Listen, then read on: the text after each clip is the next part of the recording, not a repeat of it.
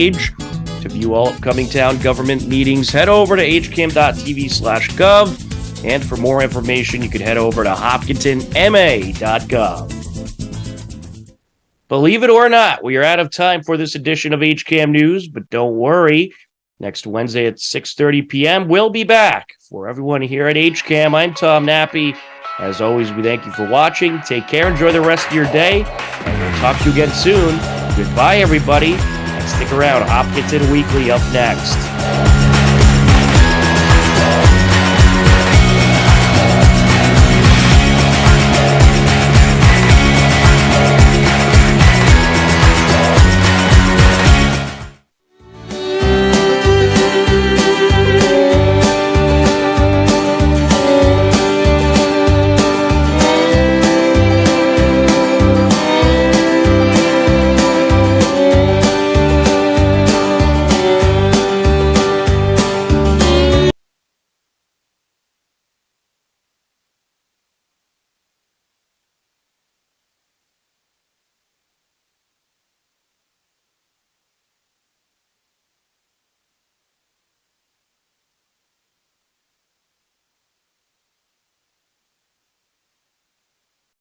HCAM programming is supported by viewers like you. Thank you. And by Angels Garden Center, growing in Hopkinton since 1957.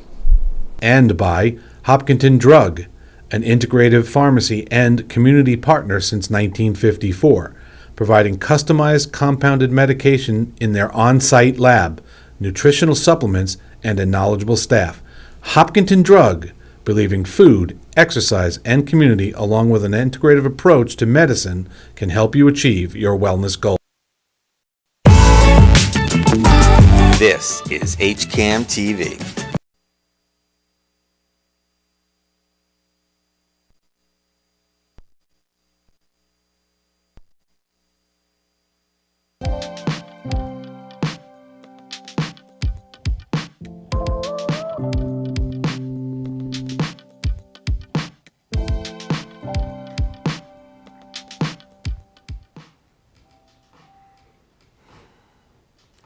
Hello everyone, and welcome to Hopkinton Weekly, the HCAM series designed to keep us connected and where we are live most Wednesday evenings at 7 o'clock. Thank you for joining us for updates, conversations, and interviews with those who help make Hopkinton the great place it is. And you know, that's all of us. Tonight, I am pleased to have our town clerk, Connor Deegan, here in the studio to talk about what's new in his office. And later, I'll be catching up with Hannah Kruger in our segment we call Hello There. After tonight's program is our debut slot. And tonight, we'll have a new episode of Hidden Treasures with John Palmer. Tonight's episode concerns a certain Miss Duffy who was a teacher at Hopkinton High School 100 years ago. And if you haven't heard the story, brace yourself. It's a wild ride. But right now, it's Connor Deegan time. Connor, thanks so much for being on our show.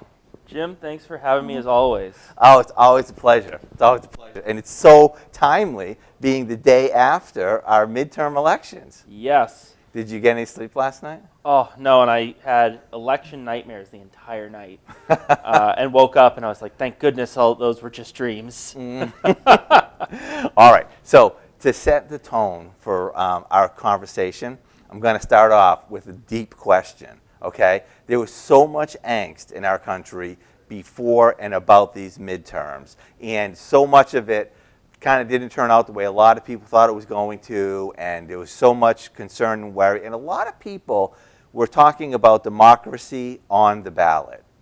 How are you feeling about democracy in the United States? So you're right, that is a deep start to the conversation, and I think that democracy is never something we should take for granted. It's something that we fight for. It's something that we don't just fight for at the ballot. We fight for in supporting issues, candidates, ideals that are important to us, and also sometimes making the sacrifice of knowing that we're not going to have a candidate that we want that's going to win, but we're going to ensure the process continues the way that it's meant to, and that everyone knows that it was done in a way that's transparent, clear, and fair. I remember the last time I was in the Capitol, walking through the halls of Congress, just being really impressed at the weight of history and the decisions that were made and how our country was put together. I find it really, really impressive in a way that it really, like, you know, touched my heart, that this great, as I say, the American experiment.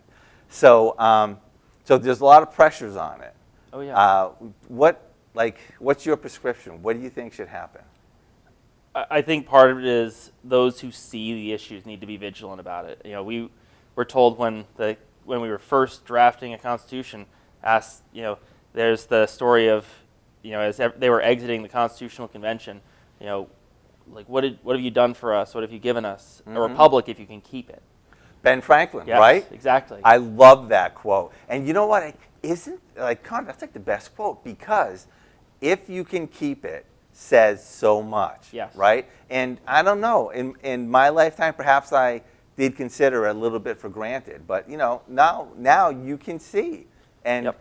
I like what you said at the beginning, because it's all about transparency. It's all about, you know, doing this in the open and voting and being able to, you know, respect and accept whichever way the outcome goes. Exactly, and I think that's part of the issue that we see is you know, that idea of if it doesn't solve my narrative and fall into place where I need it to, then it wasn't legitimate. It's not true. But we need to look at all of the things leading up to it that we do. You know, as an election official, I do all this legwork ahead of time to ensure that everything is done properly, that the public gets to see how it works. Yep. I sit down with people who are passionate about campaigns, candidates, about causes, and I explain to them when they express concern, here's why you don't have to be concerned. Here is why the process works for you. And here are the ways that it's designed to support you. Yep. Okay. Now, one more question about this, and we're going to get to you. Okay. Okay. There's so much lately in the past few years about gerrymandering, right? About who's doing what. I mean, New York got in trouble for it. Other states get in trouble for it. I don't even know. Is it even an issue in Massachusetts? It's hard to say for sure. I mean, to a degree, you know, there's plenty of people who've been sitting in district seats for decades. And part of that is through that every 10 years when we do redraw lines, they're drawn in ways typically that are going to support the incumbent or support, you know, and it's one of the unfortunate flaws of when you have the legislature drawing those lines without any specific oversight on it. I mean, I think, and obviously we've seen there's other solutions that don't necessarily quite crack the code where, you know, we have nonpartisan commissions do it, but then if the legislature disagrees with it or doesn't like how it looks, then they might overrule it, and that's happened in other states. Yeah. You know, we have some that they redraw the lines, and you could see that maybe it puts an incumbent in a really tough spot. Yeah. And, you know, there's so much that goes into it, but it's making those moves to, I think, try to remove the politics out of drawing district lines and look much more closely at how do we ensure people are evenly and equally represented in groups that also are demographically similar enough that they're not just completely random divisions thrown together. Right. Now, you know, I wonder, I don't know if you know this, I don't know if you're, you know, a scholar of drawing these kind of lines, but I wonder, is it possible to take all aspects out of drawing these lines? Is it could you have a law that says like all districts are, you know, squares and just they are smaller or bigger to equalize the population throughout there? Or is something like that possible? Or will there always be people having to make decisions who know a lot about the people who are in these places? So I actually know a lot about drawing these lines because I, as the clerk, draw them on the local level. Okay. So when we're doing re-precincting, I'm working directly with the Secretary's office to draw these lines. Okay. And then they draw them all afterwards at the state level for districts. Okay. But when looking at how these lines end up being drawn, a lot of it is looking at populations, looking at what towns are growing larger, what precincts have increased in size and need to be kind of shifted around. But at the same time, I think finding ways that we can even just say, like, it should be in a general area, try to keep towns together as best they can, because towns tend to, have cities and towns tend to have kind of a joint identity. Okay. But we see so many situations where they get split. Not just like, Boston, you can't not split Boston because it's huge. You have to split it into multiple districts. Right. But you see cities like Framingham where they're not that big, and they're cut up between, I think, even for state rep seats, they're cut up between like 5 different rep seats. Okay, yeah.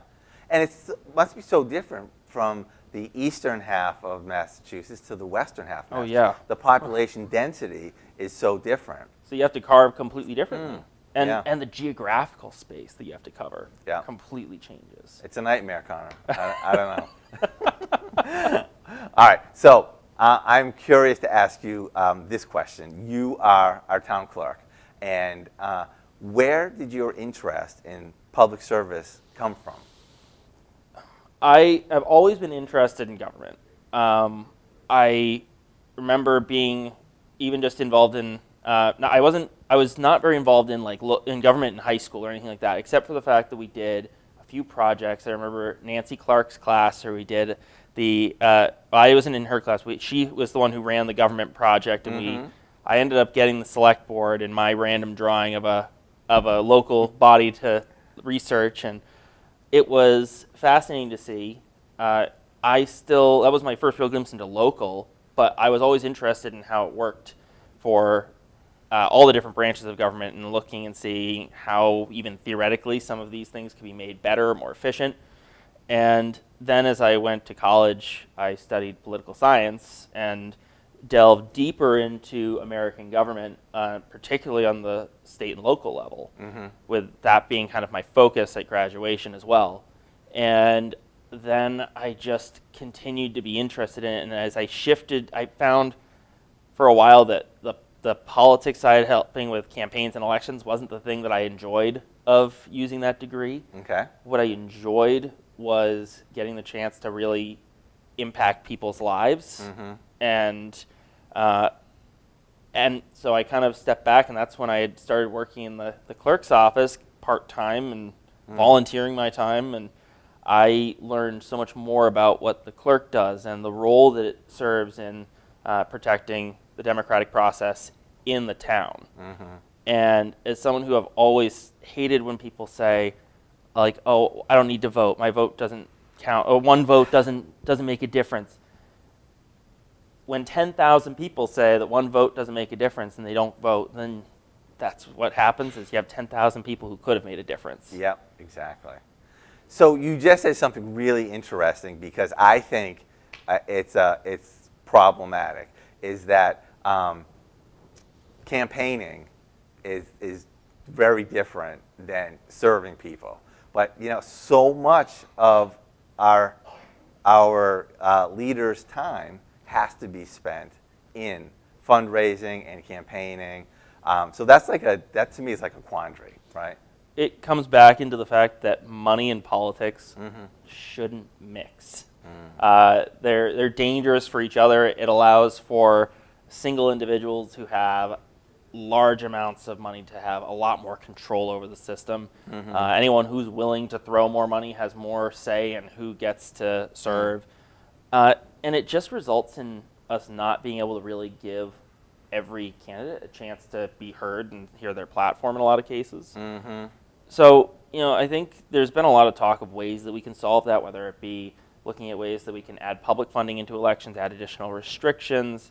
And Massachusetts does a very good job, especially compared to a lot of other states.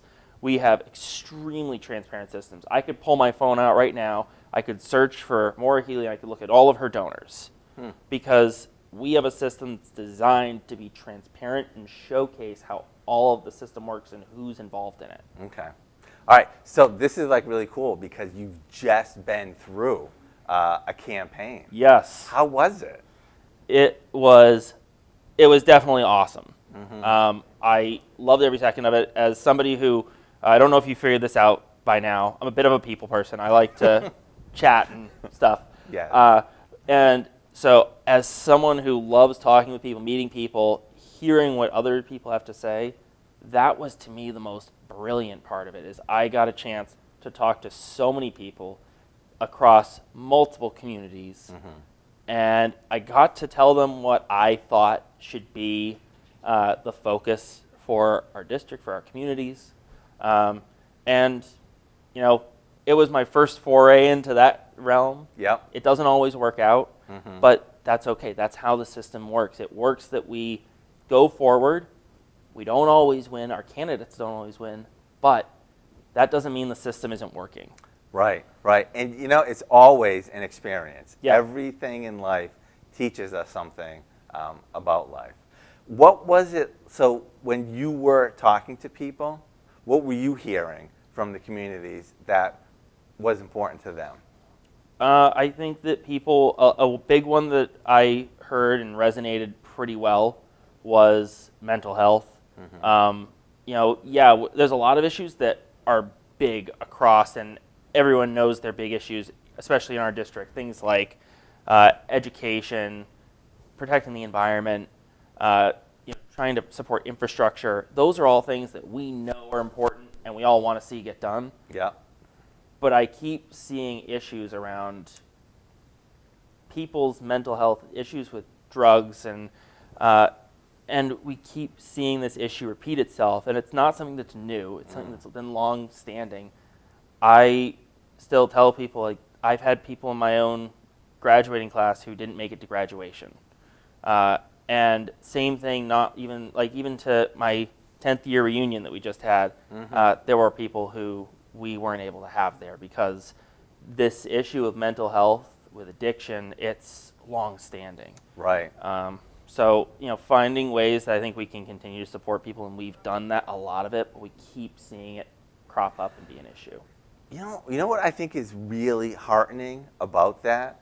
It is a really hard, terrible issue, but the fact that we're talking about that is an issue, and it's not about, you know, are we growing enough food to feed everybody? Yeah. You know what I mean? It's like we have the bandwidth to go beyond and just the physical into the mental, and, you know, try to, like, look at the person as a whole and what they need in order to be living a successful, vibrant life.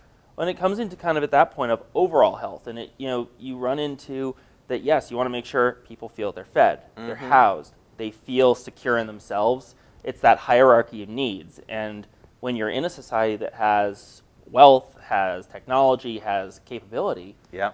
then it's a responsibility at that point to try and work towards making sure that you've alleviated those needs from folks. It's so different nowadays. Imagine, Connor, when you were a kid, when you were a teenager, right? If somebody said, hey, is this a safe space? We'd be like, what does that mean? But, like, we know what that means now. We have like so much more awareness of so many things that we didn't think about when we were younger. Yeah, exactly. And I can't even tell you how much everything's changed, even from when I was in high school. And it's fantastic. I mean, even one thing that's a great example is just the diversity in our own community is one that has evolved so much. Yeah. I remember growing up, like, it was, I think the census had us at like 98% Caucasian community. Now we're actually so much more diverse, and it allows us to actually celebrate all these other cultures, which is even the more fantastical part of it. Right, exactly. Yeah. All right, so generally, looking towards the future, right? What do you see for yourself? I see that I'm going to keep on doing what I can to support people and support, you know, right now I have a constituency. I have, you know, people who are in Hopkinton that they need me to do a job, especially as we continue to run into democracy under siege. They need people who they know are running the whole show effectively and making sure that their voices are heard doing it. Yep. But at the same time, I'm going to keep looking for ways that I can continue to help and broadly impact the community that I live in, but also the world around me and the people around me. Okay, good. So not to focus too minutely on your phrase, democracy under siege, but talk to me about how this midterm went from your perspective as town clerk here in our community. I'll say right now, first off, I was so pleasantly surprised by the turnout. We were all worried that it was going to be a low turnout election, and sure enough, people came out in droves, and it was phenomenal. We had over 7,800 voters. Wow. And we have 13,000, and midterm elections typically don't get all this much. So it was fantastic for one that we thought was going to be even lower than that. That's over 50%. Yeah.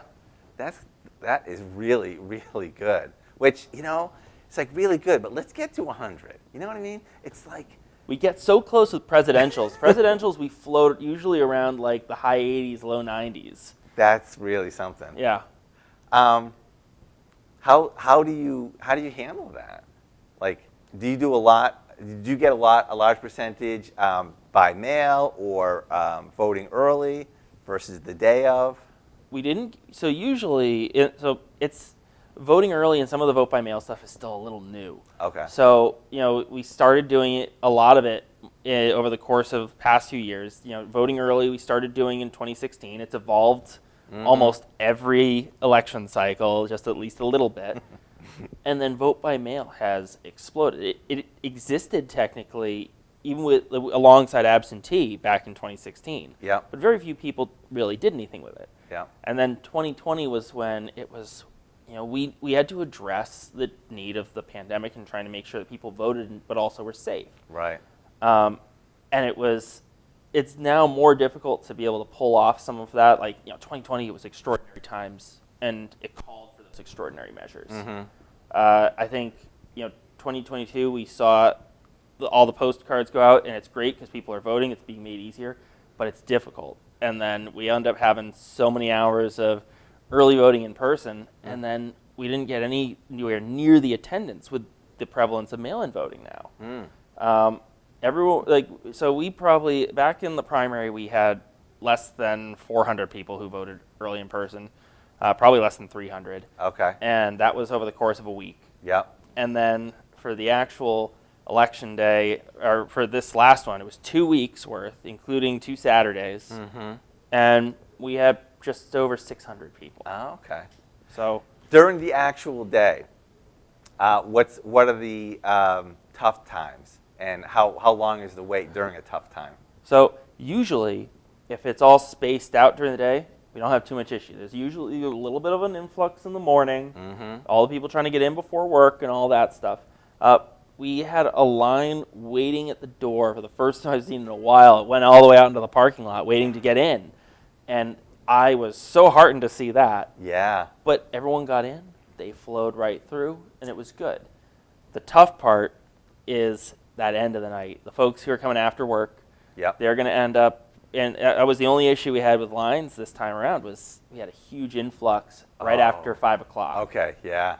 Yeah. And that's where we definitely saw more of people having to stand and wait in line, and a few people were able to dodge that or decrease how those lines were because they voted early or voted by mail. Right.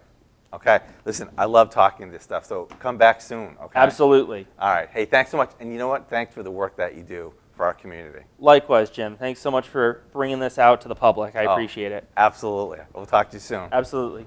Now we're going to go over to our segment, Hello There, where we catch up with somebody who is important in the life of our community. And tonight, I see she's here waiting for us. It's Hannah Kruger.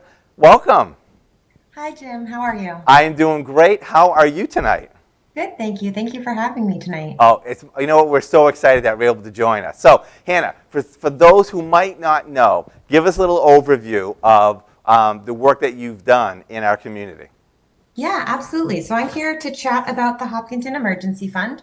So the Hopkinton Emergency Fund is a nonprofit organization that provides emergency financial assistance to residents in need. We work with other human service organizations, such as Project Just Because, the Senior Center, St. Vincent de Paul, and Hopkinton Youth and Family Services. And we're able to provide financial assistance anonymously, with the check being made out to the vendor. So either for rent or the car repair shop or to Eversource, and then it's delivered to the referring agency. So everything is done anonymously. Great. Hannah, how did you become involved? A couple years ago, Zach Sisitsky, who had started the emergency fund, had reached out and was looking to get the crew going. And so I jumped on board, and it's been a wonderful ride since then. Okay. So, Hannah, so you jumped on board, but what made you say yes? What was your impetus to say become part of the emergency fund? Yeah, absolutely. So it was really in the time, the heat of COVID, and everyone was kind of looking to help in some way. And this was, I was trying to figure out a way to help, and it was kind of came at the perfect time where, Zach had reached out when I was trying to figure out a way to make an impact on the community during such a challenging time. So it really, all the pieces fell into place. That's great. That's great. So can you give us a little update? Do you know how many people have been helped, and how many people are donating? Absolutely. So we've been in existence for just over 2 years. And in this time, we've supported Hopkinton residents in the amount of $26,489. In the first calendar year, we gave out just under $7,000. In this past year, that number jumped to about $20,000. Okay. The majority of our requests are for rental assistance or support with car payments, or support paying utilities. A lot of the individuals that we help have experienced kind of the piling up of expenses, such that one extra thing really just pushes them over the edge. Yep. So thinking about, a resident who is really working paycheck to paycheck, and then there's an issue with the car and they need that car to be able to get to work. And so being able to make that car payment for them so that they continue to do, get going and continue doing what they're doing. Even folks who are, need their car to get to medical appointments, and being able to provide that for them as well. And I just want to underscore that, Hannah. I think that what is so awesome about that is it's what you said. It's oftentimes they're making it, they're like living paycheck to paycheck, but they are making it, and then one more thing, right? The straw that breaks the camel's back, and it's just so burdensome and so disheartening. And for this organization to come in and just get you over that little hump, I think is really impactful, and it must be so rewarding to be involved with that. Yes, absolutely. And, through our relationship with our partner organizations, we're really able to ensure that our financial support is really only one building block on the way to helping get these folks back on their feet. So it's not just a Band-Aid. We're really making sure that everybody's being supported fully. So it's a really cool relationship we have here. Nice. And I don't know if we've said it, but where do people find you? Yeah, so our website is hopkintonemergencyfund.org. And, I think that this is a kind of, as we're such a new and young organization, what we really want Hopkinton residents to be aware of is our existence and the quiet, essential role that we're playing in the lives of their neighbors. And so in order to continue to give the level of support that has become so clearly needed over the past couple of years, we are going to need to continue to push our fundraising efforts to ensure that no needs are going unmet in our community. Right. Well, fantastic. And I hope that you are safe and well during these times. Yes, thank you so much. You as well. All right. So again, we say it a lot on this show, the people that help make Hopkinton a great place that it is. We've had so much growth in the past few decades, but we've never lost that heart. So thank you so much for everything that you do. Absolutely. Thank you guys very much. All right. Hope you have a great night. You as well. Bye-bye. Bye. And that's all we have for you tonight. Please keep talking and be in touch. You can reach us by email at weekly@hcam.tv or give us a call at 508-435-7887 or on all the usual social media. And stay tuned. Directly following Hopkinton Weekly is our time slot called Debut, where we run new episodes and programs. Now tonight, stay tuned for a new episode of our series produced with the Hopkinton Historical Society called Hidden Treasures. That episode is all about Hopkinton High School teacher Miss Duffy, who was the teacher here 100 years ago, and the story is amazing. You don't want to miss it. Take care, everyone. We'll see you next time.